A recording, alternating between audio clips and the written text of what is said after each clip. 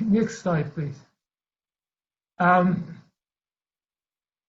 This is a case actually where there isn't really much of chromosomal abnormalities except of deletions on chromosome 15.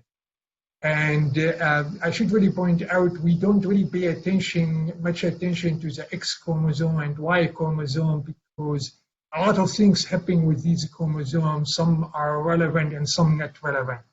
And it is very difficult to interpret data coming out of the copy number variation on the X chromosome or Y chromosome. We use them only to tell whether this patient is male versus. Next slide.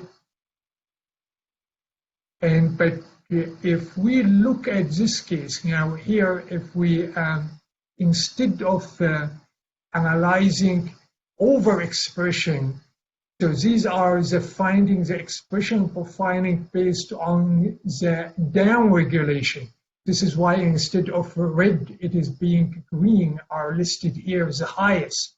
And as you can really see in this particular case, the SMARC B1 genes is expressed or depressed or downregulated significantly in particular sarcoma.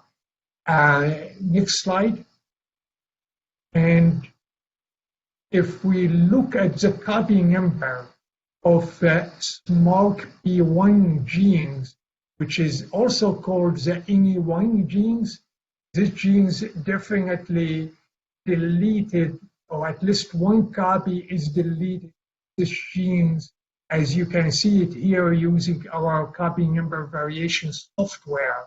So there is downregulation of the RNA and there's copy number loss in this particular gene.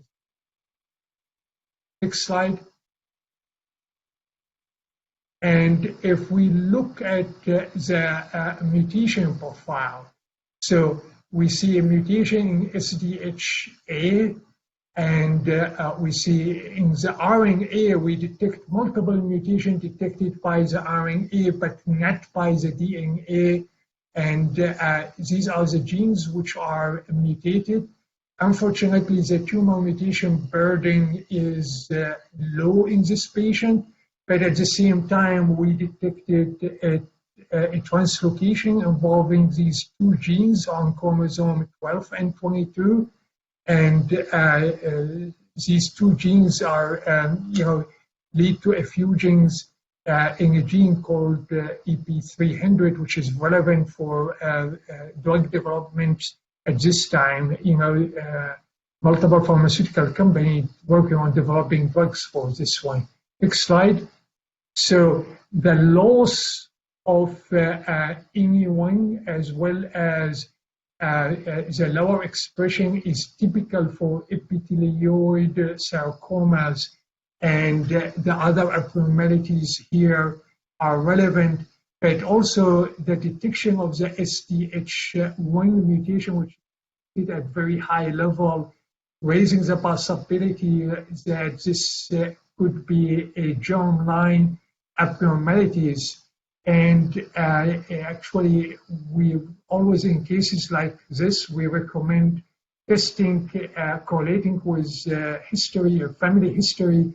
And this particular gene is relevant for predisposition to cancer, various types of cancer, as you can really read here. And would be interesting to do the testing on peripheral blood to see if this mutation is a germline or somatic abnormalities because of the implication about the family and other, perhaps even for the treatment. So, Dr. Pecora? Yeah, so this is a very interesting story. We just published a case report in the Journal of Immunology that's getting a lot of international attention because it turns out that patients who have epithelioid sarcomas that are INI1 deficient because of the SMARCB mutation that was described as in this case, and that occurs in about 90% of patients with epithelioid sarcomas. When they have that deficiency, despite having low tumor mutational burden and despite having microsatellite stability, they are highly responsive to checkpoint inhibitors. And the reason for that is they're very high PD-L1 expressors. And the reason for that is there's something called interferon mimicry that occurs. Because of the INI1 deficiency, the genes that regulate interferon signaling are aberrant, and you get overexpression of interferons, type 1, type 2 interferons, so you make the tumor cells much, much more immunogenic, despite the fact that their TMB is low. And we described a case of a 17-year-old male who had failed everything and was literally a week and a half away from dying. He had about half a basketball of tumor growing out of his back, and that was, over a year and a half ago, and he went into a CR and remained an unmaintained CR. So from checkpoint inhibitors. So this is a case where understanding the biology led to a treatment that otherwise would not be pursued, that led to a dramatic clinical outcome. In this particular patient, similarly, he had failed all conventional therapy, chemo, radiation, secondary medications, and has had a major response to checkpoint inhibitors. So I'll end there.